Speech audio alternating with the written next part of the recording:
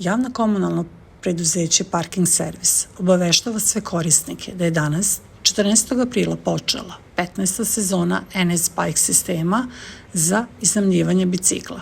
Novi korisnici mogu se registrovati u prostorijama Parking servisa na bulevaru Mihajla Pupina broj 1, drugi sprat, kancelarija broj 206, radnim danima od 9 do 14 sati ili ulici Filipa Višnjića 47, blagajna Javnog komunalnog preduzeća Parking servis, radnim danima od 14 do 19 sati i subotom od 9 do 19 sati.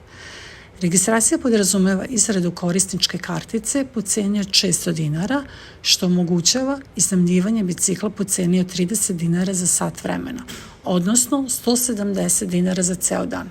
I ove sezone korisnici mogu da se opredele za sezonsku pretplatu po ceni od 1100 dinara, što omogućava svakodnevno iznajmljivanje bicikala u trajanju od 2 sata. Sezonska pretplata predstavlja najpovoljniju tarifu za registrovane korisnike koji bicikle koriste kao prevoz do posla, fakulteta ili za obavljanje drugih svakodnevnih aktivnosti.